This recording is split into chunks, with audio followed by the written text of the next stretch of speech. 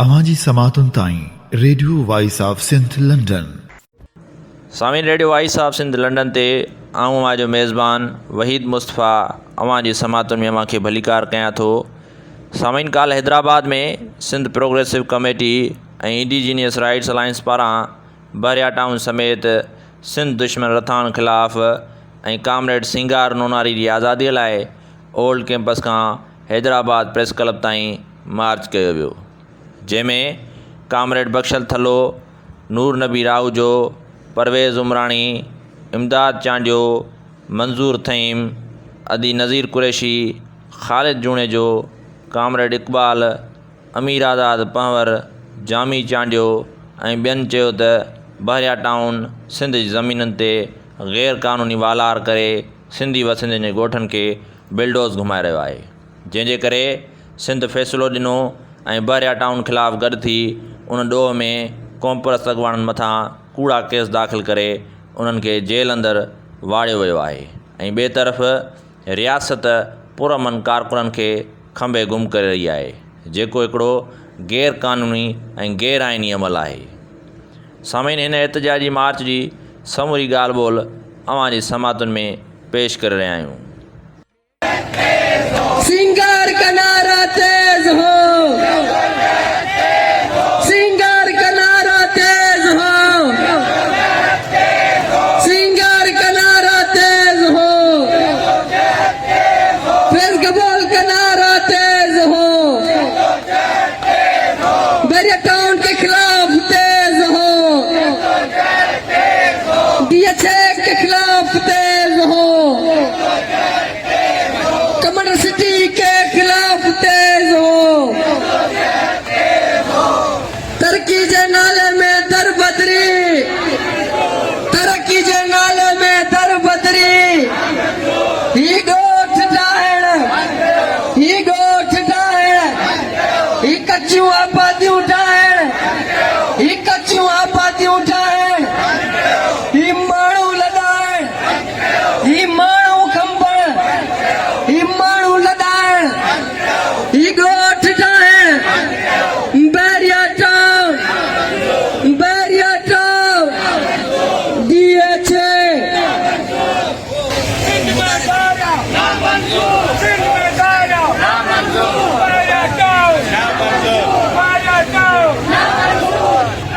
सभिनी दोस्तनि जी वॾी महिरबानी हिन मुज़ाहिरे में शरीक थिया। मुज़ाहिरे जी बाज़ाब्ता कार्रवाई शुरू कंदे मां गुज़ारिश कंदुसि HRCP अॻवान एहतजाज कमरेड इमदाद चांडियो खे गुज़ारिश कंदुसि त अचनि ऐं पंहिंजे ख़्यालनि जो इज़हार कनि। पंहिंजे दरिया जे लाइ भाउरो ऐं भेनरो, अॼोको हीउ जेको एहतजाज आहे उहो सिंध जे अवाम जो ऐं सिंधी क़ौम जो जेका बहरिया टाउन जी इंतिज़ामिया जी अगराई ऐं वालार पसंदी हुई उन जे ख़िलाफ़ हिकिड़ो हीअ सिंध सॼी मुतहद थी रही आहे ऐं उन्हनि माण्हुनि जे हक़नि जे लाइ जेके सिंध जा असुली धरती धणी आहिनि उन्हनि ॻोठनि ऐं जिन सां इहो हलियाव थियो आहे, मां सम्झां थो असांजी हिन जेके बि सिंध जूं मुहिबे वतन, जमहूरियत पसंद, क़ौमपरस्त ऐं तरक़ी पसंद क़ुवतूं अॼु गॾु थियूं आहिनि, उन्हनि सभिनी खे खपे त उन मसइले खे जेको ॻोठाणनि जो असुलु मसइलो आहे उन मसइले खे बि हल करण ॾांहुं ध्यानु ॾियनि ऐं इन जो जाइज़ो वरितो वञे त उहो जेको कब्ज़ो हुन कयो पिए उन जी हिन वक़्तु हद किथे आहे, किथे पहुती आहे, त मां सम्झां थो ही हिकिड़ो एहतजाज हिक तरफ़ उन वालार जे ख़िलाफ़ आहे त ॿिए तरफ़ वरी अॼु ई सिंध में तव्हां ॾिसो त हज़ारे लखे माण्हू एंटी इंक्रोचमेंट ड्राइव जे नाले में पंहिंजनि घरनि मां, पंहिंजनि नंढनि नंढनि दुकाननि ऐं धंधनि खां बेरोज़गार थी करे कया पिया वञनि। तंहिंजे करे हिकिड़े पासे कब्ज़े जी तहरीक आहे, ॿिए पासे बेदख़ली जी तहरीक आहे सिंध जे माण्हुनि खे ऐं सिंध जे धरती धणियुनि खे पंहिंजनि ॻोठनि खां ऐं पंहिंजनि आबादियुनि खां ॿाहिरि कढण जी साज़िश आहे। उन ते बि ध्यानु ॾियण जी ज़रूरत आहे। असां इंसान जा जेके बि हक़ आहिनि, जंहिंमें रिहाइश जा हक़, पंहिंजी धरतीअ सां वाबस्तगी जो हक़, पंहिंजनि ॻोठनि ऐं माॻनि ते रहण जे हक़ जी हमेशह हिमायत कई आहे ऐं इहो असांजी समूरी सोच जो महवर आहे। तव्हां खे मुबारकबाद हुजे अवामी वर्कर्स पार्टी जे दोस्तनि खे ऐं ॿियनि साथीनि खे जिन ही एहतजाज मुनक़िद करे सिंध जे क़ौमी ऐं अवामी ऐं इनकलाबी हिकिड़े इज़हार खे नुमाया कयो। महिरबानी।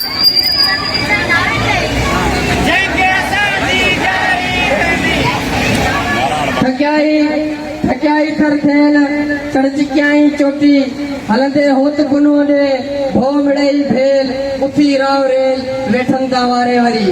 हाणे मां गुज़ारिश कंदुसि तरक़ी पसंद मुसरफ़ीन अंजुमन तरक़ी पसंद मुसरफ़ीन जे अॻवान कामरेड मंज़ूर थईन खे त उहे अचनि ऐं पंहिंजे ख़्यालनि जो इज़हार कनि। कामरेड मंज़ूर थईन। जारी आहे जारी रहंदी,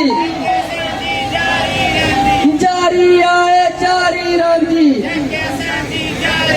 जैसी रात अंधारी रहंदी, जैसी ज़ुल्मत तारी रहंदी। दोस्तों, साथियों, भेनरों, भाइरों, कॉमरेड्स, मां तव्हांखे हिकिड़ी ॻाल्हि क्लियर करे ॿुधायां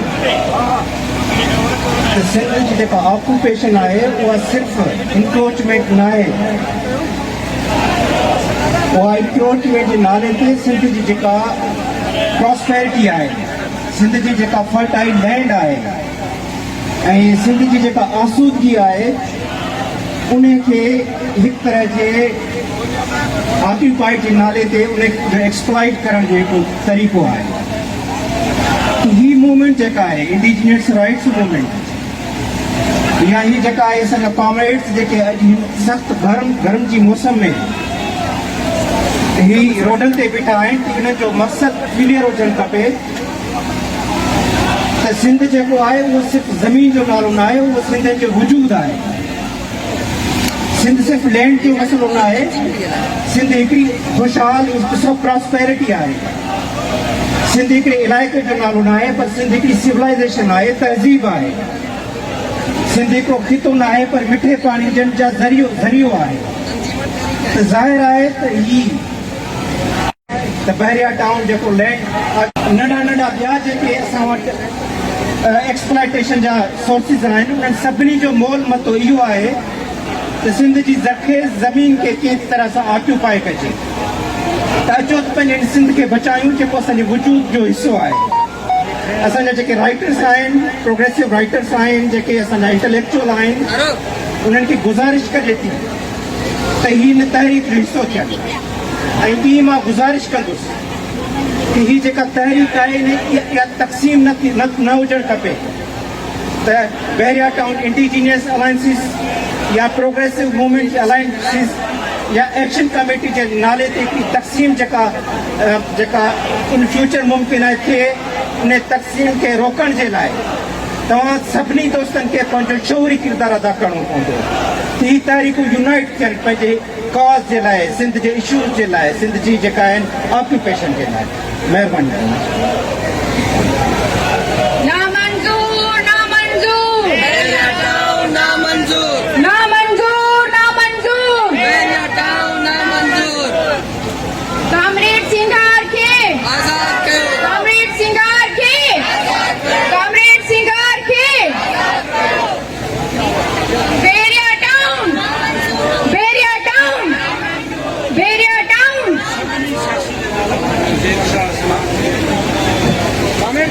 हाणे मां गुज़ारिश कंदुसि सिंधी औरत तंज़ीम जे अॻवान कॉमरेड अती नज़ीर कुरैशी खे त उहे अचनि ऐं पंहिंजे ख़्यालनि जो इज़हार कनि। अती नज़ीर कुरैशी।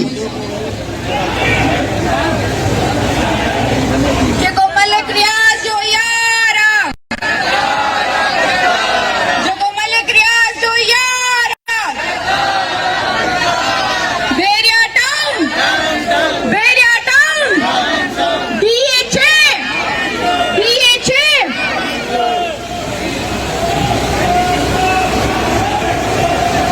दोस्तों, साथियों, सभी तंजीमुनि ऐं सियासी समाजी अदीब इंटेलेक्चुअल माण्हू वकील सहाफ़ी जेके बि हुते मौजूदु आहियो उन्हनि सभिनीनि खे जीए सिंध, जीए लतीफ़, जीए पूरे आवाम जी जिदोजहद। दोस्तों, तव्हां ख़बर आहे सभिनीनि खे त ही सिंध में ममण छो मचियो आहे, उन जा कहिड़ा कारण आहिनि। हीअं त सालनि खां ऐं सम्झा थी त 8-10 सालनि खां जॾहिं खां बैरिया टाउन ठहणु शुरू थियो त सिंध जे आवाम मज़ामत करणु शुरू कई, पर हिननि खे कन ते झूम कान सुरी, हिननि उहो ई साॻी पंहिंजी हिकहटी क़ाइमु रखी।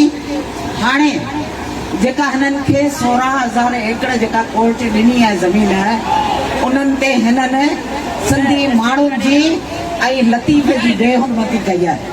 तव्हां ख़बर आहे उन जाइ ते हिननि लतीफ़ जी जेका हू तकियो उन ते हिननि वाशरूम ठाहिया। लानत आहे अहिड़नि बिल्डरनि, अहिड़नि हुकुमराननि जेके अवाम जी क़ौम जी नुमाइंदगी करण बजाए ऐं इहे ई सिंधी माण्हू आहिनि जिन जे वोटनि ते ही असेंबली में वञनि था ऐं हुकूमतूं कनि था। असां हिननि हुकुमराननि खे ॿुधाइण था चाहियूं त तव्हां हेॾियूं खरमस्तियूं कयूं आहिनि, 13 सालनि खां तव्हां हुकूमत में वेठा आहियो। सिंध जे माण्हू तव्हांखे पूरी ईमानदारी, नेकनियती ऐं सचाईअ सां बूटे जे नाले ते वोट ॾिनो। तव्हां त बूटे जे नाले जो भरम कोन रखियो। बेशर्मो, तव्हांखे शर्म अचणु खपे। तव्हां केरु थींदा आहियो सिंध ते वार करण वारा? असां चऊं था ज़रदारी, मलक रियाज़ ऐं सिंध जो वज़ीर आला ऐं ॿिया जेके बि आहिनि गैंग जेका बि आहे, इन्हनि सभिनीनि ते FIR कटिजणु खपनि। छाकाणि त जेका 6 तारीख़ ते जेका बैरिया टाउन ते असांजी पुरअमन जिदोजहद हुई, उनखे ताराज करण लाइ हिननि पंहिंजो किरदारु अदा कयो। ऐं उते जेके बेगुनाह माण्हू हुआ जिन ते 30 FIR कटियूं वयूं आहिनि, छा के दहशतगर्द हुआ? पंहिंजे क़ौमनि जे लाइ, पंहिंजे बचा जे लाइ, पंहिंजे वसीलनि जे लाइ जेकॾहिं को हक़ जो आवाज़ तो बुलंद करे त उनखे तव्हां वाड़ियो था ऐं अॻुवाणनि ते तव्हां FIR था कटियो। छो? किथे जो कहिड़े मुल्क में इहो इंसाफ़ आहे त एहतजाज जे माण्हू न करे, पंहिंजे हक़ जी ॻाल्हि न करे? तंहिंजे करे असां हाणे निकिता आहियूं, सॼी सिंध लताड़ियूं पिया। असांजी राब्ता मुहिम हले पई। अवामी जमहूरी पार्टी ऐं हुन सां गॾु सिंधी औरत तंज़ीम ऐं सिंधी शागिर्द तंज़ीम असां मैदान अमल में हिननि हुकुमराननि खे ॿुधाइण था चाहियूं त इहो जमहूरी अमल न आहे जेको तव्हां पंहिंजी बदमाशी करे असां ते मड़ियो था। Get out. आऊं नारो थी हणा, हुकुमरानो गेट आउट, हुकुमरानो या त हक़ ॾियो माण्हुनि खे, या त इंसाफ़ ॾियो, या त जान छॾियो। तव्हांखे ख़बर कोन्हे सिंध जो आवाम हीअ कूक सने वार खां खंजर खां तिकी आहे, हीअ फूक थदी हीर खां तर खां तिकी आहे। वन जे मुक़ाम वन में सुकी पई आहे मगर जे हीअ क़ौम उथी पई त पोइ महशर खां तकी आहे। हीअ क़ौम उहा क़ौम आहे जेके अरगूननि, तरखाननि, तातारीन, बदमाशनि ऐं ॿिए हमले आवरनि सां सदाईं जंगियूं करे ऐं फतह माणी आहे। ऐं इहा उहा क़ौम आहे जेका कॾहिं बि, भले दुनिया जी तारीख़ तव्हां खोले ॾिसो, किथे बि कॾहिं बि का बि दहशतगर्दी में, को नशे में, को दहशतगर्दी में असां MQM वांगुरु कोन आहियूं। MQM तव्हांखे ख़बर आहे हिननि जेके असांखे केमिकल्स ॾेखारिया आहिनि उहे आहिनि जेके उन्हनि फैक्ट्रियुनि में बाहियूं लॻायूं हुयूं, उहे केमिकल्स इस्तेमालु थिया आहिनि। इन मां सम्झणु खपे त सिंधी माण्हू पुरअमन हुआ ऐं सिंधी माण्हू पंहिंजो एहतजाज पे रिकॉर्ड करायो। इन करे हाणे अचो त हिन जिदोजहद खे तेज़ करे पंहिंजा हक़ माणियो। आख़िर में शेख अयाज़ जो शाइरी, बेमौत मुआ तो लई उठा इंसान हज़ारे मानरू, हिन दुनिया में आहे देस हुया नादान हज़ारे मानरू, जे राह जल के वरती आहे हिन बुआ कई बि भरती आहे, ये धरती तोखे परती आहे, है महिमान हज़ारे मानरू। तूं छो न पुछां, तूं चओ न लिछां, पर तोखां हिकिड़ी ॻाल्हि पुछां, तूं कंहिंखे ख़ामोश कंदे ऐलान हज़ारे मान रुॻो, छो चंड असांखे राति ठरे ॾे चांडोकीअ जो ज़हर भरे आ केॾो पोयूं परे हैरान हज़ारे मान रुॻो। ही दौर अयाज़ गुज़रणो आहे ऐं पंहिंजो वारो वरणो आहे, को ॿारनि ते नेठि ॿरणो आहे, इम्कान हज़ारे मान रुॻो। जी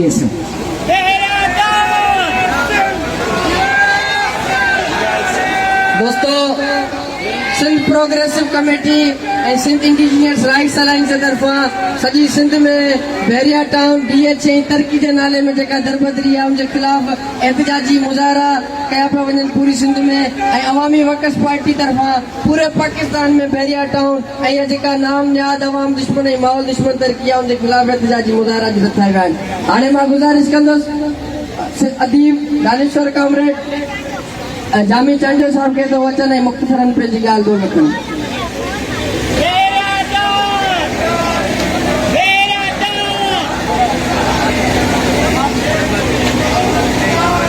हिन एहतजाज में शरीक समूरा दोस्तों, साथियों, भेनरूं, जीअं सिंध अॼोको एहतजाज जेको सिंध इंडिजीनियस अलायंस जे पारां आहे उहो असां सभिनी जो गॾियल एहतजाज आहे, सिंध जे माण्हुनि जो नुमाइंदा एहतजाज आहे। उन में असांजो सभिनी जो जेके बि शरीक माण्हू आहिनि ऐं जेके शरीक न बि आहिनि अॼु हिते ऐं सॼी सिंध में आहिनि माण्हू, उन्हनि जो तमामु वाज़े मौक़िफ़ आहे त हीउ जेको बिल्डर माफ़ियाऊं मुख़्तलिफ़ मनसूबनि जे नाले में उन में बहरिया टाउन हुजे, DH हुजे, हे जेके बि गासिब स्कीमूं आहिनि धरती जे ख़िलाफ़ उन्हनि जी असां मज़म्मत कयूं था, उनखे सिंध जे ज़मीन ते धाड़ो सम्झूं था ऐं उन्हनि सां जेको सिंध हुकूमत जो, वफ़ाक़ी हुकूमत जो ऐं नज़र न ईंदड़ क़ुवतुनि जो जेको नाजाइज़ गठजोड़ आहे उनखे बि असां हिन ॾोह में बराबरि जो शरीक सम्झूं था।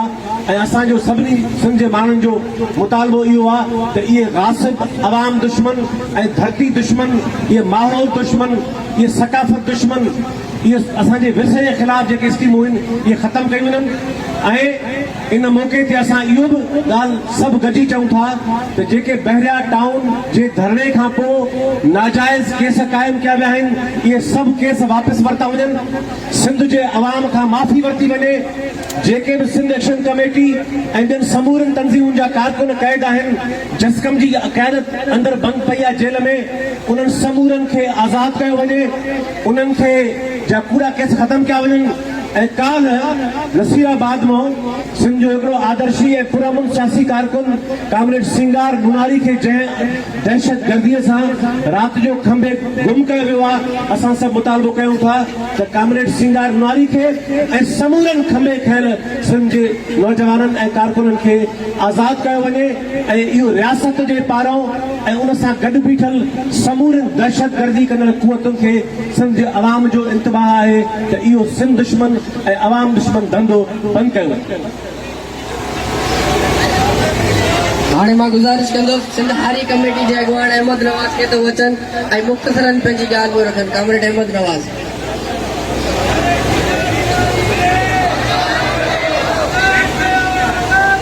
धरतीअ ते जे धाड़ा हूंदा, धरतीअ ते जे धाड़ा हूंदा, बाग़ी पाड़ा पाड़ा हूंदा।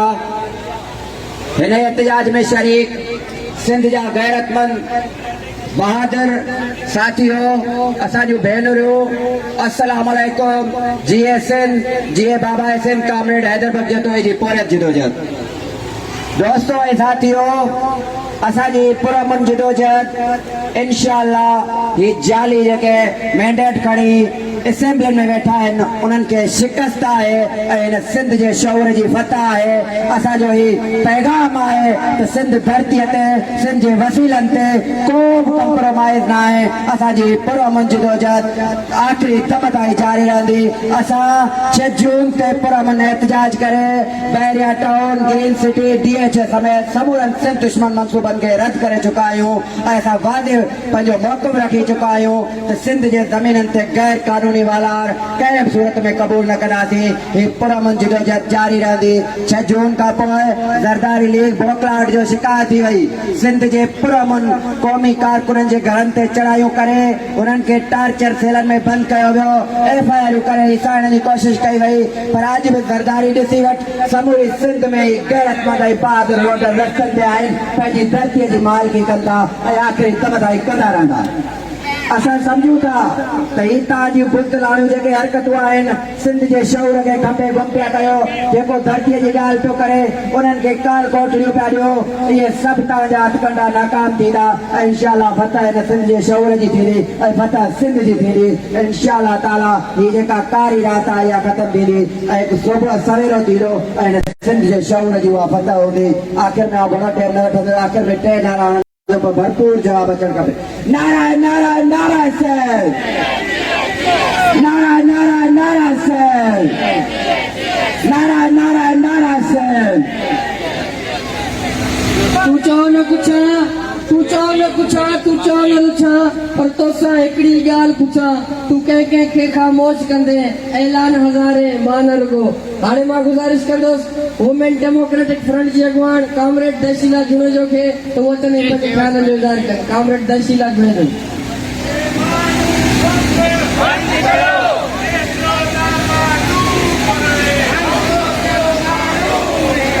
Bairiya town, Bahria town, DHA, commander city.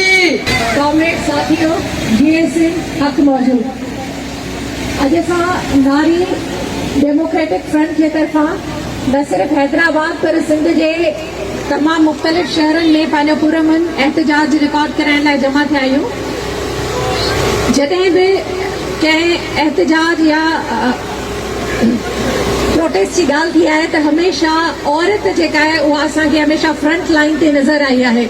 कि बहरिया टाउन जी जेका तोड़ फोड़ आहे उहा हूअं त कई सालनि खां शुरू थियल आहे, पर ताज़ो ई जॾहिं फैज़ गबोल ॻोठ में इन्हनि पंहिंजो तोड़ फोड़ ऐं धरतियुनि धड़ियुनि खे बेदख़ल करण जो सिलसिलो शुरू कयो त उते बि औरत ई हुई जेका उन्हनि जे अॻियां महाज़ बणिजी बीही रही ऐं उन्हनि ई हिन जदोजहद खे तेज़ करण में पंहिंजो किरदारु अदा कयो। एसि ताईं जो अॼु बि जेके असांजा पुरअमन ऐं सियासी कारकुन जिन खे रियासत मुस्तक़िल थंभे रही आहे ऐं गुम करे रही आहे, उन्हनि सां असांजूं नारियूं, असांजूं बाशऊर औरतूं कुलो कुले में मिलाए हर फोरम ते बीठल नज़र अचनि थियूं।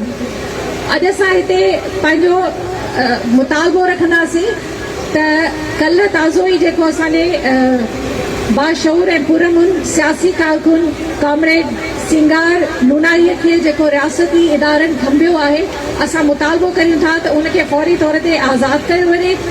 उन खां अलावा जेको बहरिया टाउन आहे उन जे ख़िलाफ़ जेको सुप्रीम कोर्ट 2018 में पंहिंजो फ़ैसिलो ॾेई उनखे हिकु गैर कानूनी प्रोजेक्ट करार ॾिनो आहे, असांजो मुतालबो आहे त उनखे फौरी तौर ते ख़तमु कयो वञे। ऐं जेके 6 जून ते जेके असांजा सियासी अॻुवान हुआ जिन जे ख़िलाफ़ मुख़्तलिफ़ FIRs कटियूं वयूं ऐं उन्हनि खे जेको आहे जबरी तौर ते अंदरि रखियो वियो आहे, उन्हनि जे ख़िलाफ़ उहे FIRs ख़तमु कयूं वञनि ऐं उन्हनि खे आज़ादु कयो वञे। आख़िर में इहो ई चवंदसि त बहरिया टाउन GSN थैंक यू। जे हाउ न हारी कोयारल हिडी बघारे वींदासीं, चोपेर पसारे वेठो आ उतडूं गरदारे वींदासीं। हाणे मां गुज़ारिश कंदुसि SUP अॻुवान कामरेड अमीर आज़ाद पवार खे त उहो अचनि ऐं पंहिंजे ख़्यालनि जो इज़हार कनि। कामरेड अमीर पवार।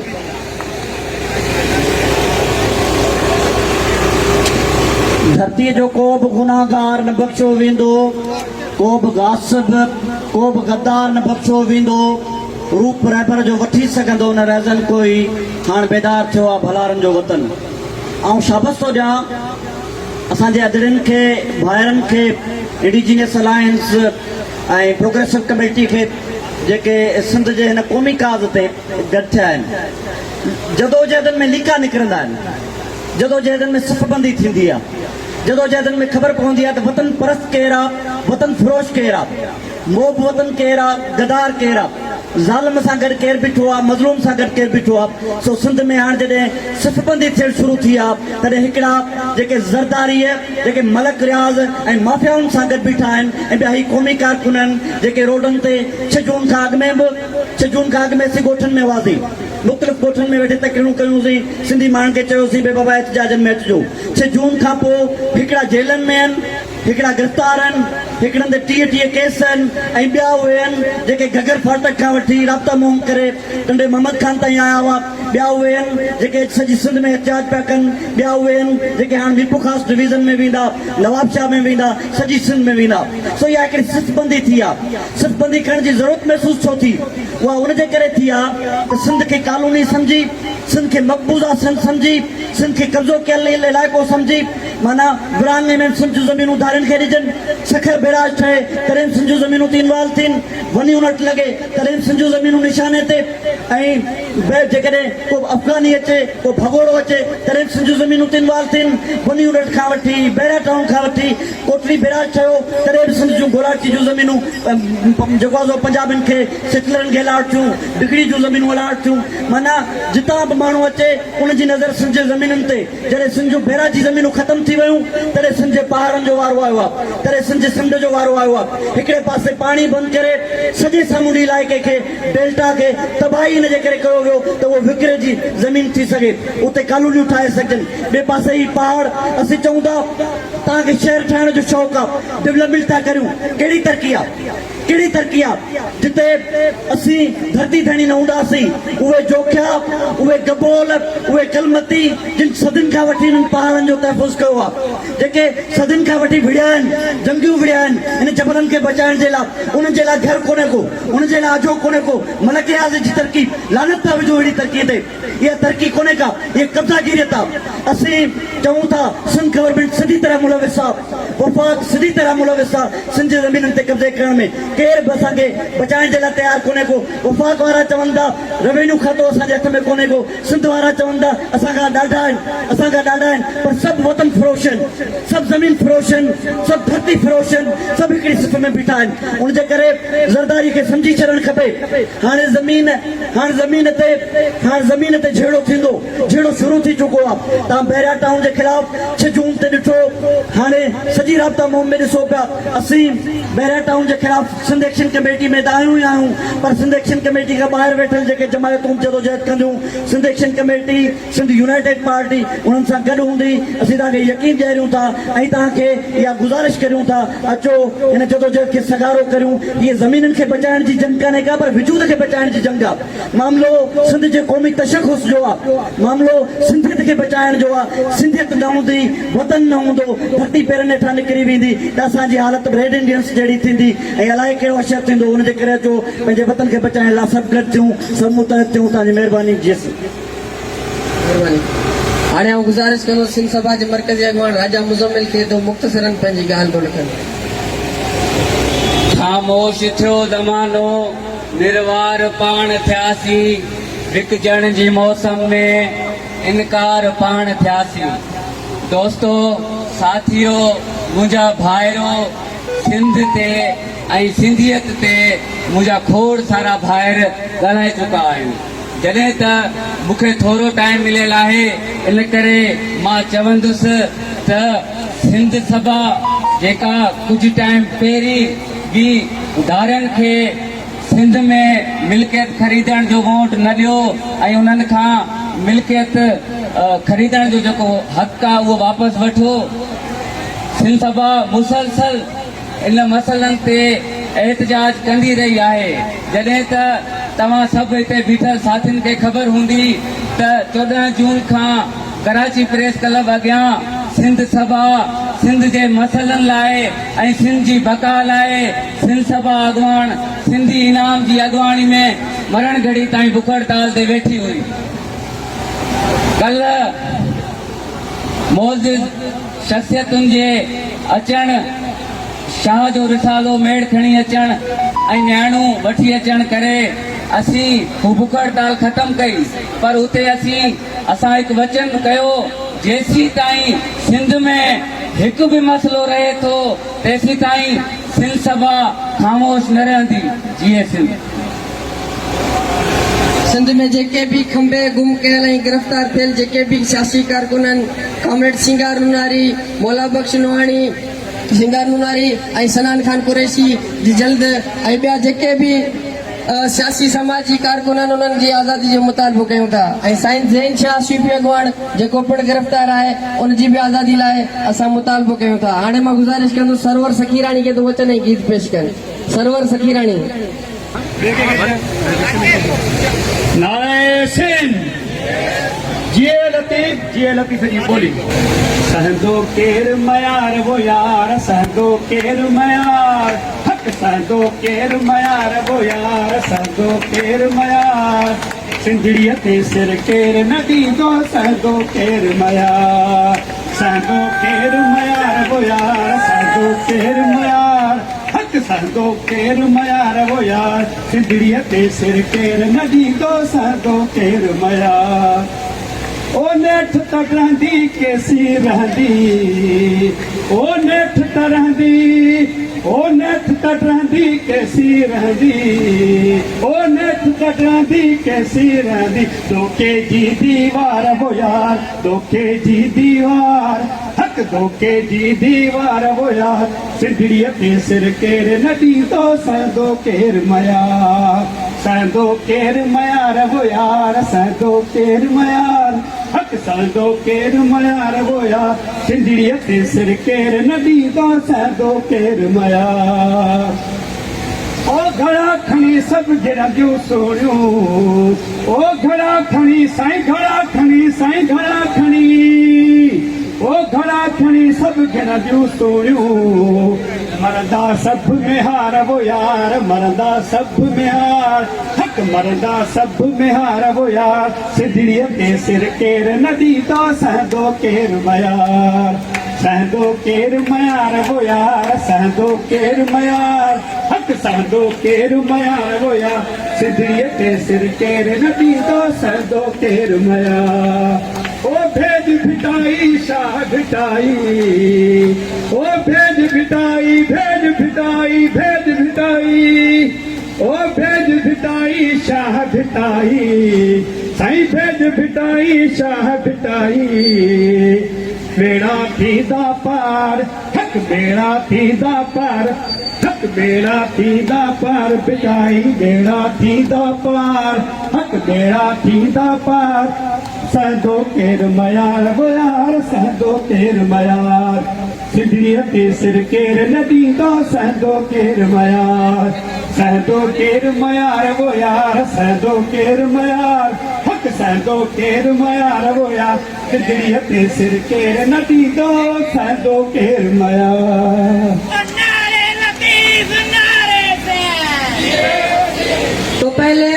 तो पहले जो टुकड़ियां रात के अंधेरे में नजर रखती थी अंबर, आज सारे बाजार घूमती है नंगी तलवारें लेकर। हाणे मां गुजारिश कंदुसि कम्युनिस्ट पार्टी जे अॻुवाण कॉमरेड इकबाल खे तो वचन ऐं पंहिंजे ख़्यालनि जो इज़हार कनि। कॉमरेड इकबाल। दोस्तों साथियों, आज का जो एहतजाज सिंध प्रोग्रेसिव कमेटी और सिंध इंडिजीनियस राइट्स के मरकजी क़यादत को हम सुर्ख सलाम पेश करते हैं कि उन्होंने गुज़िश्ता 7 सालों से जो ये सिंध पर नाम नहाद तरक्की की यलगार में जो कब्जा गिरियत का जो ये मामला चलाया हुआ है, उसके खिलाफ एहतजाज मुसलसल एहतजाज में है। और इस नाम नहाद तरक्की की यलगार के पीछे जो ट्राइका है, वो ट्राइका जो है वो पीपल्स पार्टी जो जागीरदार माफिया की शक्ल में, और उसका जो डॉन असद जरदारी है, और फिर इसी पूरे एशिया में जो बिल्डर्स माफिया है उसका जो सरबराह है वो मलिक रियाज है। और फिर साथ साथ दोस्तों जो बोलने में बहुत डरा करो कि इस मुल्क में जो कारोबारी जर्नल्स हैं वो तीसरा सतून है। ये तीनों मिलकर सिंध पर हमलावर हुए हैं, तीनों मिलकर सिंध पर हमलावर हुए हैं।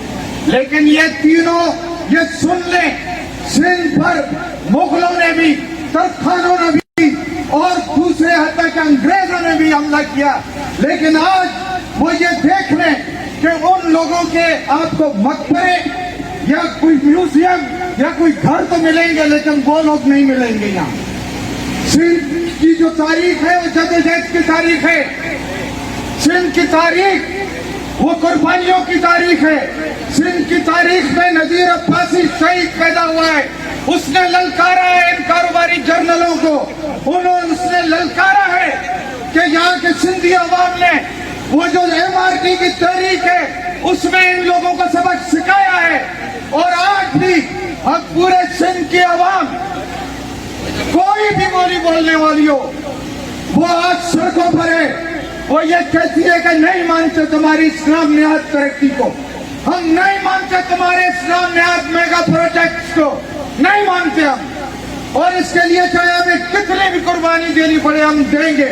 और दिए हमारे कौमी कारकुनों ने 6 जून को जिस तरह साजिश के तहत मलिक रियाज और उसके छोड़तों ने उस पुरअमल एहतजाज को जो सबूताज करने की कोशिश की, और फिर उसके साथ साथ जो जागीरदार माफिया है उसने कौमी कारकुनों पर और उनके रहनुमाओं पर जो नाम नहाद दहशतगर्दी के जो मुकदमात दायर किए हैं और गिरफ्तारियां की हैं, उसकी सख्त अल्फाज में मजम्मत करते हैं। और आपको ये बताता चलूं कि हम सलाम पेश करते हैं ज़ैन शाह को, जिसने ये कहा है कि साबित करो कि हम दहशतगर्द हैं। हम सलाम कुरैशी को भी सलाम पेश करते हैं क्या जो पाबंद सलासल है। और फिर ये जो खौफ का जो इन लोगों ने ये जलगार की हुई है कि सियासी कारकुनों को जो गायब कर रहे हैं, और खास तौर पर जो 2 दिन पहले अवामी वर्कर्स पार्टी के बहुत ही पुरअमन, बहुत ही जदोजहद करने वाले तो सिंगार मीनारी को जो उन लोगों ने रात की तारीकी में उठा के लेके गए, क्या समझते हैं कि इससे हमें खौफ आ जाएगा? खौफ नहीं आया। तारीख ने यह साबित किया कि नजीराबाद के पूरे अवाम बाहर निकल गए, औरतों समेत बाहर निकल गए कि सिंगार मीनारी को, पूरे सिंध के लोग आज ये करें कि सिंगार मीनारी को आजाद करो, और इनको आजाद करना पड़ेगा। इससे ये पीछे इनको हटना पड़ेगा, नहीं तो ये याद रख ले वो फर्दी पोश हुक्मरान भी कि जिस तरह अब आलमी तौर पर साजिशें इस रीजन में हो रही हैं, तुम्हारा हशर भी कहीं सद्दाम की तरह ना हो जाए, छुपते फिरोगे। लिहाजा हम ये मुतालबा करते हैं कि ये जो नाम नहाद तरक्की के जो मेगा प्रोजेक्ट्स हैं इनको फौरी तौर पर खत्म करो, नहीं तो ये जदोजहद अब आगे बढ़ेगी, पीछे जाने वाले मामले या सिंध में होते ही नहीं है। मेहरबानी। गुजारिश करो AJP जा अॻवान कामरेड असलम परवेज़ के दो चवे पंहिंजे ख़्यालनि जो इज़हार कनि। कामरेड असलम परवेज़। जारी रहंदी जैसी रात धारी रहंदी, जैसी ज़ुल्मत तारी रहंदी।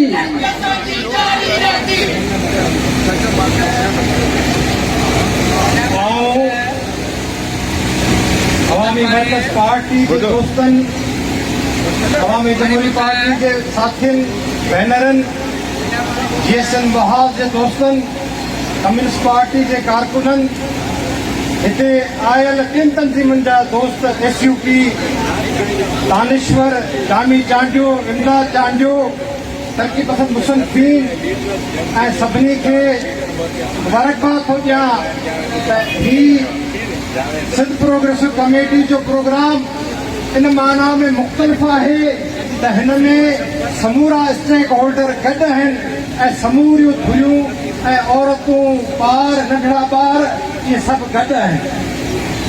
हीउ जेको एहतियात थिए पियो उहा इंडिजिनस राइट्स अलायंस जे सॾ ते थिए पियो ऐं सिंध प्रोग्रेस कमेटी सॼी सिंध में समूरनि ज़िलनि में ऐं जिन शहरनि में मुमकिन आहे उन्हनि समूरनि शहरनि में कराए रही आहे। किथे नंढा, किथे वॾा, किथे समें, किथे हज़ारे माण्हू गॾु थींदा ऐं सिंध जे हिननि गद्दारनि खे सभिनी खे ॿुधाईंदा त सिंध जा माण्हू हाणे तव्हां जूं साज़िशूं सम्झनि था ऐं उहा साज़िश जेका पाकिस्तान ठहण जे वक़्त खां शुरू थी आहे असां सिंध जे माण्हुनि पाकिस्तान ठाहियो, पाकिस्तान जी करारदाद मंज़ूर कई, असां जहिड़ो कारीगर नांग ते पे रखियो हो, ऐं जेके ही धारिया ॿाहिरां लॾे आया अचण शर्त 49 में 50 में चयूं कराची हमें अलॻि चाहिए। उन लाइ सिंध जे मासूम हिंदुनि खे मारियऊं, सिंधी हिंदू लड़ण नथे चाहियो था, उनखे क़त्ल आम कयूं ऐं पोइ हुकूमत मजबूर थी चयो त बाबा तव्हां लॾे वञो, ऐं उन लड़ण न चाहींदे बि उन्हनि खे लॾायो वियो। सिंध मां 9 लख सिंधी हिंदू लॾे विया ऐं 12 लख धारिया कराचीअ में लॾे आया। ऐं इस्टेब्लिशमेंट जी इहा साज़िश जॾहिं सिंध जे कुझु वॾेरनि कुझु ज़मींदारनि रिज़िस्ट कयो, मोहब्बतनि ज़मींदारनि रिज़िस्ट कयो त सिंध जी गद्दार जागीरदारशाही, सिंध जी गद्दार वॾेराशाही जिन सिंध जे माण्हुनि जे हमेशह पुठीअ जे में छुरो आयो आहे, तंहिंमें अयूब घोड़े वञूं चयो मूंखे वज़ीर आला करियो, मूं तव्हां केस माफ़ करियो, ऐं तव्हांखे वञूं ठाहे थो ॾियां। ऐं इहा सिंध जी जागीरदारनि जी इहा साज़िश उन वक़्त खां शुरू थी आहे। माण्हू चवनि था ज़रदारी हरामी आहे, ज़रदारी बिल्कुलु हरामी आहे, हरामियुनि जो माई बाप आहे, पर असां जूं उमिरियूं वॾियूं आहिनि। असां ॾिठो आहे त पाकिस्तान में मज़लूम क़ौमियतूं अक्सरियत में हुयूं, असीं अक़लियत में न हुआसीं। हिते बंगाल हो, बशरकी पाकिस्तान हो, असांजी अक्सरियत हुई, इस्टेब्लिशमेंट असांजे माण्हुनि खां डिॼंदी हुई, असांजी असेंबलियुनि में नुमाइंदगियूं हुयूं। ऐं जॾहिं मज़लूम क़ौमुनि जी असेंबलियुनि में ताक़त ठही ऐं हुकूमत थियण जो वारो आयो त इस्टेब्लिशमेंट ऑपरेशन कया, तॾहिं असांजे सिंध जे जागीरदारनि नारो हयो इधर तुम उधर हम। ऐं पाकिस्तान खे टोड़ण में इस्टेब्लिशमेंट जा हथ ऐं बाहूं थी बीठा, ऐं उन्हनि माण्हुनि 76 खां वठी क़ौम परस्तनि खे ऐं तरक़ी पसंदनि खे जेलनि में बंदि करे छॾियो, इलेक्शन जे नाले में नाटक कयो। असांजो इस्माइल सोहो जेल में हो, असांजो फाज़िल राहू जेल में हो, जीअं जो शाम मचा जेल में हो, ऐं हज़ारे कारकुन जेल में हुआ। जॾहिं ज़िया जी मार्शल आई तॾहिं कढियो वियो, उन्हनि खे अॻु में आज़ादु न कयो वियो। पर असां शहीद ज़ुल्फ़िकार अली भुट्टे जे शहादत जे करे सिंधी माण्हुनि उहे समूरी सज़ाऊं, उहे सख़्तियूं, उहे उन्हनि जागीरदारनि खे माफ़ कयूं त उहे सुधरी वेंदा, उहे सही थींदा ऐं गद्दारियूं न कंदा। असां ॾिसूं पिया त जेका गद्दार जागीरदारशाही आहे उहा बदिली न आहे। कॾहिं पिछे बलजाती निज़ाम जी सूरत में कॾहिं ख़त लिखियो ॾियनि त बाबा हीअ पेज त खणो, हीअ पेज त तव्हांजा। असां जॾहिं एहतजाज कयूं त वरी चवनि असीं तव्हां सां गॾु आहियूं, असीं तव्हां खां माफ़ी था घुरूं। हीउ वक़्तु अची वियो आहे त असां ज़रदारी जे ख़िलाफ़ बि ॻाल्हि करियूं, पर असां इहो सम्झूं त असांखे लड़ाई सिंध जे गद्दार जागीरदार शाहीअ सां आहे, इस्टेब्लिशमेंट सां आहे, ऐं उन्हनि समूरी माफ़ियाउनि सां आहे जेके तरक़ीअ जे नाले में कॾहिं बहिरिया ठाहिनि था, कॾहिं DH सिटी ठाहिनि था, कॾहिं कारूं झर जा जेके जबल वठनि था। इन्हनि सभिनी सां तरक़ी जे नाले में कनि था लड़ाई आहे। जेके चवनि था हीअ बेत जेके आहिनि $50 अरब मिलंदा, अड़े बाबा 25 लख मुहाणा तबाह थी वेंदा, कोस्टल बेल्ट तबाह थी वेंदो। ऐं असीं चाहियूं था त हाणे सिंध जा माण्हू गॾु थियनि ऐं सिंध जी जेका हीअ लड़ाई आहे, ही सिंधी माण्हुनि खे जेका अक़लियत में आणण जी साज़िश आहे, सिंध खां कराची खसण जी साज़िश आहे, उन में गॾिजी विढ़ूं, हिननि जी साज़िश खे मुकमल तरह सां नाकाम करियूं ऐं उहे नाकाम करण लाइ सिंध जे मोहब्बतनि ज़मींदारनि जी तारीफ़ कयूं था, असां ॿियनि माण्हुनि जी तारीफ़ कयूं था। पर इहो ही ग़रीब अवाम हूंदो, ही असांजी जेके कोजारियूं भेनरूं आहिनि, ही जेके असांजा पोरियल दोस्त आहिनि, ही जेके मज़दूर आहिनि, इहा जदोजहद खे विकामंदा कोन, इहे विढ़ंदा रहंदा। ऐं इहो बि चवां थो त ही जेके गिरफ़्तारियूं कयूं वयूं आहिनि, ही जेके 10,000 माण्हुनि ते नामालूम माण्हुनि ते FIR कटियूं वयूं आहिनि, इहे वापसि वरितियूं वञनि। सिंगार मुनारी खे आज़ादु कयो वञे, ज़ैन शाह खे आज़ादु कयो वञे, सनान कुरैशी खे आज़ादु कयो वञे, समूरनि बेगुनाह माण्हुनि खे आज़ादु कयो वञे ऐं इहे साज़िशूं बंदि कयो वञनि। जीअं सिंध जीअं पोइ तमामु असांजे दे तबक़ाती जदोजहद जा साथी शरीक थिया आहिनि इन मुज़ाहिरे में, खेसि भलीकार चऊं था। हाणे मां गुज़ारिश कंदुसि जीअं सिंध महाज़ अॻवान ख़ालिद चांडियो खे दो वचन ई पंहिंजे ख़्यालनि जो ख़ालिद जुड़े जो के दो वचन ई पंहिंजे ख़्यालनि जो इज़हार करे। जारी आहे जारी रहंदी। दोस्तों साथियों भाइरो भेनरो जीअं सिंध तव्हां असां सभु ॼाणूं था त असांजो इहो जेको एहतजाज सिंधी इंडिजीनियस राइट्स अलायंस जे सॾ ते सिंध प्रोग्रेसिव कमेटी ऐं ॿियुनि समूरनि सियासी पार्टियुनि जे हिमायत ऐं उन्हनि जे शिरकत सां थी रहियो आहे। असांजो हीउ एहतजाज सिंध जे ज़मीनुनि ते तरक़ीअ जे नाले में जेका वालार आहे, तरक़ीअ जे नाले में धरती धड़ियुनि खे जेको बेदख़ल करण जूं साज़िशूं आहिनि उन जे ख़िलाफ़ आहे। हीउ एहतजाज ही सिंधी माण्हुनि जी ॿधी ही यकजहती इहो साबित करे थी त असां सिंधी माण्हू ऐं सियासी पार्टियूं चाहे असांजो तालुक़ कहिड़े बि नज़रिए सां हुजे, कहिड़े फ़िक्र सां असां वागियल हुजूं, पर सिंध जे वजूद ते जॾहिं वार थियो आहे त सिंधी माण्हू बग़ैर कंहिं सियासी फ़र्क़ जे, बग़ैर कंहिं सियासी प्रोग्राम जे सिंध धरतीअ जे बचाइण जे लाइ गॾु हूंदा आहिनि। ऐं हीअ जेको ही मेड़ इन ॻाल्हि जो वॾो सबूत आहे त सिंधी माण्हू सिंध धरतीअ खे तव्हां जहिड़नि फ़क़ीरनि जे हवाले थियणु कोन ॾींदा। तव्हां असांखे ख़बर आहे त सिंध ते सदाई धारियुनि जा हमला जारी रहिया आहिनि ऐं उहे अॼु ॾींहुं सूदो जारी आहिनि, पर मादीअ जे हमलनि ऐं हिन वक़्त जे हमलनि में फ़र्क़ु इहो आहे त मादीअ जा रज़न ईंदा हुआ, फुरलुट करे कतरो गारत करे हलिया वेंदा हुआ, पर ही उहे आहिनि जेके धरतीअ ते कब्ज़ो करे सिंध खे फ़लस्तीन बणाए सिंधी माण्हुनि खे पंहिंजे धरतीअ तां बेदख़ल करण जूं कोशिशूं करे रहिया आहिनि। पर असां उन्हनि खे ॿुधाइण चाहियूं था त सिंधी माण्हू तव्हांजूं इहे साज़िशूं कॾहिं बि कामयाबु थियणु न ॾींदो। सलाम आहे सिंधी इंडिजीनियस राइट्स अलायंस जे दोस्तनि खे, साथियुनि खे, कामरेड यूसुफ मस्ती खान खे, अब्दुल खालिद जुनेजो खे, गुल हसन कलमतीअ खे, जन सभ खां पहिरीं इन देव खे चैलेंज कयो हो। इन देव खे सभ खां पहिरीं चैलेंज कंदड़ सिंधी इंडिजीनियस राइट्स अलायंस जा दोस्त आहिनि, जन 2014 खां वठी पुरअमन सियासी जदोजहद जे ज़रिए इनखे चैलेंज कयो। ऐं तव्हां ॾिठो त ही जेका तहरीक हली आहे उन में सभ खां वधीक केस बि सिंधी इंडिजीनियस राइट्स अलायंस जे दोस्तनि ते दाख़िल थिया आहिनि। जीअं सिंध महाज़ जे चेयरमैन ऐं सिंधी इंडिजीनियस राइट्स जा अॻवान अब्दुल खालिद जुनेजो ते हिक ई वाक़े जा 17 केस दाख़िल थिया। हिकिड़नि में हू ज़मानतूं कराए पियो त वरी ॿिया केस हुन ते दाख़िल थियनि पिया। पर असां उन्हनि खे ॿुधाइण था चाहियूं त तव्हांजा इहे गुड़ियूं FIR-ऊं, इहे तव्हांजा केस, इहे तव्हांजूं दबदबा धमकियूं असांखे पंहिंजे जदोजहद तां पोइ ते नथियूं हटाए सघनि।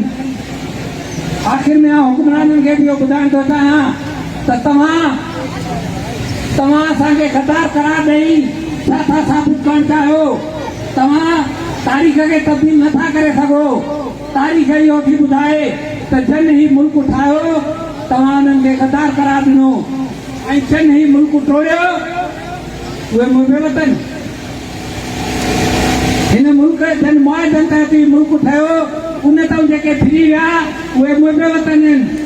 उन मुआहदे जी जेके ॻाल्हि कनि, उन मुआहदे ते अमल जी जेके घुर कनि, उन ते तव्हां कूड़ा केस था दाख़िल कयो। ईअं न हलंदो। हीअ 21वीं सदी आहे, ही 17वीं 18वीं सदी कोन्हे जो तव्हांजूं चालबाज़ियूं कामयाब थियनि। तव्हां खां वॾा जेके ताक़तवर हुकुमरान आया उहे बि न टिकी सघिया। जॾहिं मज़लूम थिया त असां उन्हनि खे बि मोटाए छॾियो। तव्हां सां बि मुआदो अटकाईंदासीं, पोइ हिते कोन हटंदासीं।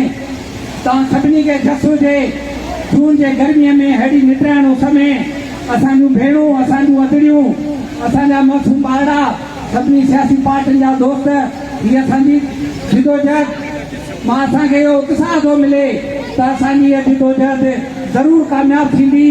जीअं एंटी वरियंट मूवमेंट में हर सियासी पार्टी अदीब शायर उस्ताद लेखक उन तहरीक में गॾु हा। हिन तहरीक में बि ज़िंदगीअ जे मकतबे फिक्र जो हर माण्हू गॾु आहे। असांखे वेठा हुआ तव्हांजी जिदोजहद में, असांखे वेठा हुआ तव्हांजी मथ में, त असांजी जिदोजहद ज़रूरु कामयाबु थींदी। तव्हां सभिनी जी महिरबानी। जय सिंध। सभिनी दोस्तनि खे गुज़ारिश आहे त थोरो हिन पासे थी बीहनि। जेके बि पसंदि दोस्त बीठा आहिनि उन्हनि खे गुज़ारिश आहे त हेठि लही बीहनि। सभिनी दोस्तनि खे गुज़ारिश आहे जेके पंधि बीठा आहिनि उहे अचनि। सदायती सबका बकना पासे का जही कई ज़ात जी जुबिश काने जा मुसी हले सा जाजीअ मिठो न करे। हाणे मां गुज़ारिश कंदुसि अवामी वर्कर्स पार्टी सिंध जे सदर कामरेड बख्शल थलो खे त वचन ई पंहिंजे ख़्यालनि जो इज़हार कनि। कामरेड बख्शल थलो।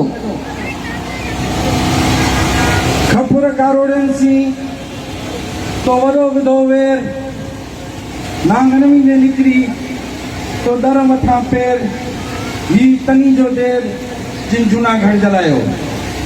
तव्हां सभिनी साथियुनि खे शुभ सलाम। हक़ मौजूद जीए सिंध अॼोको एहतजाज सिंध प्रोग्रेसिव कमेटी ऐं सिंधी इंडिजिनियस राइट्स अलायंस जे सॾ ते पूरे सिंध में थी रहियो आहे ऐं अवामी वर्कर्स पार्टी जे सॾ ते पूरे मुल्क में थी रहियो आहे। मक़सद आहे अवाम दुश्मन, सिंध दुश्मन, माहौल दुश्मन, तरक्की ऐं मेगा प्रोजेक्ट्स।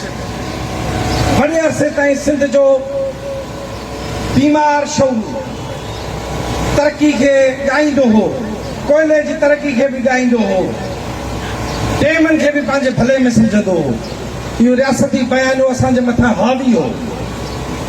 पर मुस्तक़िल जिदोजहद धरती धड़ियुनि जी सुञाण माण्हुनि जी उन अॼु वञी हाणे हंधि कयो आहे जो सिंध जो हर माण्हू सम्झे थो त इहा तरक़ी असांजे ख़िलाफ़ आहे। इहा जेका बि तरक़ी थिए थी, सीमेंट वारी तरक्की, आलमी सरमाए वारी तरक्की, इहा तरक्की सरमाएदारनि जी आहे, आलमी सरमाए जी आहे, हिन मुल्क जी कुझु रियासत जी आहे, मलिक रियाज़ जहिड़नि जी आहे, सरदारनि जी आहे, धरती धड़ियुनि जी कोन्हे, मक़ामी माण्हुनि जी कोन्हे। मक़ामी माण्हुनि खे उन मां रुगो नसीब थिए थी त रुगो दरबदरी, बेदख़ली। अॼु जॾहिं सिंधी इंडिजिनियस राइट्स अलायंस 7 सालनि खां उन ख़िलाफ़ मज़ाहमत कंदी आई, हफ़ीज़ बलोच जहिड़ा कारकुन कंदा आया, उहे नाला जेके असांजा साथी ख़ालिद खयां, ऐं पोइ सिंध एक्शन कमेटी जो तारीख़ी 6 जून वारो धरणो जेको घण सकाफ़ती, घण लिसानी ऐं हिकिड़ो अवामी जमहूरी अंदाज़ में हिकिड़ो एहतजाज हो कराची जे अंदरि, उनखे हिकिड़ी साज़िश सां उनखे सबोताज करे औरतुनि, ॿारनि, बुज़ुर्गनि जे मथां शेलिंग करे सिंध हुकूमत पंहिंजे गैर जमहूरी रवैये खे बि इज़हारियो ऐं कूड़ा केस दाख़िल करे सिंध एक्शन कमेटी जे अॻुवाणनि खे जेल में बि विधऊं ऐं जेके कुझनि था मज़ाहमत कनि था उन्हनि जे घरनि जा दरवाज़ा फिजी उनखे राति पेट में खंभे वञनि था। इहे कानून लागू कंदड़ इदारा न आहिनि, इहे कानून शकन इदारा आहिनि। इन्हनि खे शायदि फबियो हुजे ज़ुल्म बलूचिस्तान में, शायदि इन्हनि खे शायदि फबियो हुजे ज़ुल्म परबिरत पंहिंजी पख्तूनख्वा में, कश्मीर में, पर सिंध फबण कोन ॾींदी। सिंध जो शागिर्द फबण कोन ॾींदो। सिंध जूं बाशऊर औरतूं, अमड़ियूं, भेड़ूं फबण कोन ॾींदियूं। सिंध जो हारी फबण कोन ॾींदो, सिंध जो मज़दूर फबण कोन ॾींदो, सिंध जो अवामी दानिश्वर फबण कोन ॾींदो, अदीब फबण कोन ॾींदो। असांखे हिते दोस्त सभु ॻाल्हाए विया। असां ॿुधाइण चाहियूं था जेकी राति पेटे में इहे कारवायूं कनि था, सॼी सिंध सिंगार अथई, सॼी सिंध ज़ैनशाह आहे, सॼी सिंध सॾान आहे। जेको माण्हू मज़ाहमत करे थो उहो पंहिंजी हक़ीक़त खे लहे थो, उहो पंहिंजी तारीख़ सां जुड़े थो, उहो मुस्तक़बिल में जीअण आगे मरण आगे जे मुआसिम मरी थिया न मात हूंदासीं हयात जीअण आगे जे जिया। सो सिंध जेका पंहिंजो मुर्शिद लतीफ़ खे मञे थी, जेका दुनिया जी हर हाकारी तरक़ी पसंदि रुझान खे पंहिंजो करे थी, उहा तव्हांजे टकसाटनि में फासण वारी कान्हे, तव्हांजे सरमाएदाराणी फुरलोट में फासण वारी कान्हे। इहो साबित बि थींदो आयो आहे ऐं अॻियां साबित बि थींदो रहंदो। अॼोको एहतजाज, कामयाब एहतजाज में जेकी बि धुरियूं शामिल थियूं आहिनि, Sindh indigenous rights and progressive committee जे सॾे ते जेकी बि धुरियूं शामिल थियूं आहिनि, HRCP आहे, प्रोग्रेसिव राइटर्स एसोसिएशन आहे, तबक़ाती जिदोजहद दोस्त आहिनि, सिंध सभा जा ॿिया दो साथी पहुता ऐं असांजूं औरत फ्रंटूं PRS जा साथी पहुता। असां सभिनि जा शुक्रगुज़ार आहियूं। असां शुक्रगुज़ार आहियूं साथी जामी जा बि, साथी GM जा बि ऐं सभिनी सुञाण माण्हुनि जा जेके अॼु हिते पहुता। इहो एहतजाज, इहो वचन, इहो वाइदो हिते करे हलो त असां सख़्तियूं सहंदासीं। गर्मी सर्दी असांखे छा कंदी आहे, असां त इहे सहंदा आया आहियूं। कांवड़ हैदर बचतोई खे जॾहिं मछ जेल में विधऊं, तकलीफ़ में हो, इंतहाई सख़्त हालतुनि में हो, उते बि शायदि करे बाद में कंहिं सूबे खे अंचंदाणी करे पुछियोसि, कामरेड एॾी तकलीफ़ में आई, को पछताव त कोन अथई? कामरेड इहो दोस्त संभरी हवालो ॾिनो त कामरेड चयो, मूंखे जहिड़े पंहिंजी क़ौम बाबा सिंध करे छॾियो, सो मूंखे कहिड़ो जेको आहे सो पछताव, मां त ख़ुशनसीब माण्हू आहियां। सो असां उन धरती जा वारिस आहियूं जेका जहिड़े पंहिंजा अॻुवान, पंहिंजा बाबा, पंहिंजा रहबर, उन्हनि खे इज़त ॾींदी आहे। हिते जेको लायो आहे हिन तहरीक में, जिदोजहद में, सो सजायो आहे, अजायो कुझु कोन्हे को।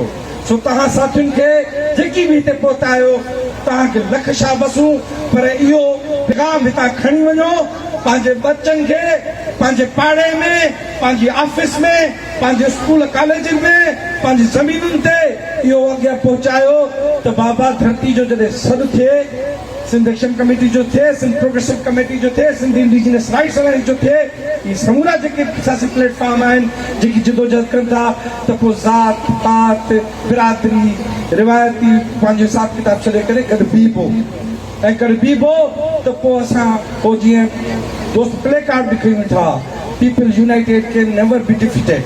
जॾहिं अवाम मुतहद थींदो आहे त पोइ हीअ हरामखोर छा कंदा, इहे बुज़दिल छा कंदा, थोरू छा कंदा। जेको ज़ालिब आहे, जेको फोरू आहे, उहो बुज़दिल थींदो आहे। असां वटि विञाइण खां रुगो ख़ौफ़ आहे, रुगो मायूसी आहे, रुगो दरबदरी आहे, बेवसी आहे, ऐं हासिल करण खां सिंध बि आहे ऐं उहो आलम बि आहे जंहिंजी ॻाल्हि साईं जीअं शइ बि कंदो हुयो उन खां अॻु में लतीफ़ बि करे चुको। तव्हां सभिनि साथियुनि जा लख थोरा, लख थोरा। जारी आहे जारी रहंदी, जसी रात जारी रहंदी।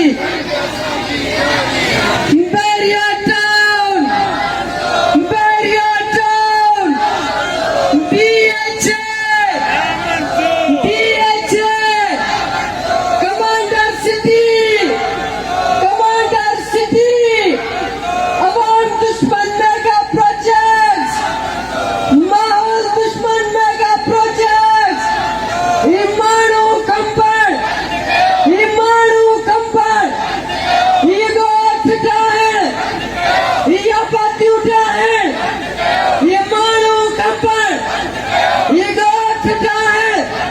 समूरन सियासी कारकुनन के, समूरन सियासी कारकुनन के, AWP अगवान सिंगार नूनारी के, SUP अगवान जैन शाह के, जस्कम अगवान सनान खान कुरैशी के, समूरन सियासी कारकुनन के, मौला बख्शनवानी के, मौला बख्शनवानी के।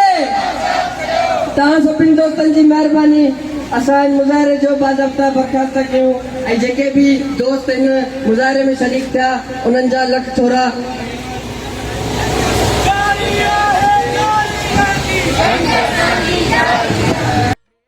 सामान्य ही एहतजाजी मार्च काल सिंध प्रोग्रेसिव कमेटी ऐं इंडिजिनस राइट्स अलायंस तरफ़ां ओल्ड कैंपस खां हैदराबाद प्रेस क्लब ताईं एहतजाजी मार्च कयो वियो।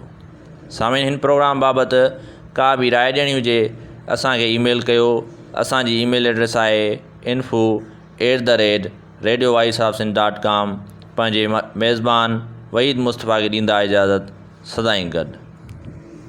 सिंध मुंहिंजी अमा सूह तुंहिंजी मथां छा लिखी, छा लिखां, छा लिखी, छा लिखां। सिंध मुंहिंजी अमा, दुनिया जा सिंधियो हिक मुठ थी सिंध बचायो। सिंध मुंहिंजी अमा सूह तुंहिंजी मथां छा लिखी, छा लिखां। सिंध जो क़ौमी आवाज़ radio voice of Sindh London.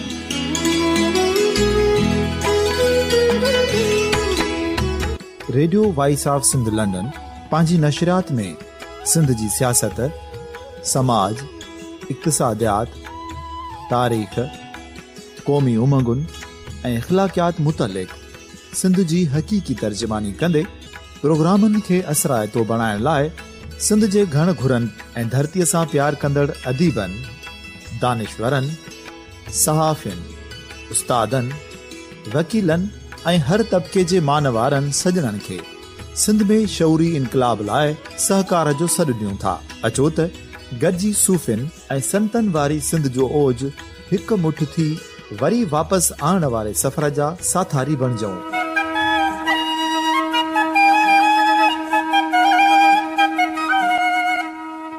हिकु नए सुबुह जी शुरूआत जो पड़ाॾो घर घर, ॻोठ ॻोठ ऐं शहर शहर ताईं पहुचायो। शाल सिंध आबाद ऐं ख़ुशहाल थिए, सिंधी माण्हू सुखियो ऐं सताबो थिए।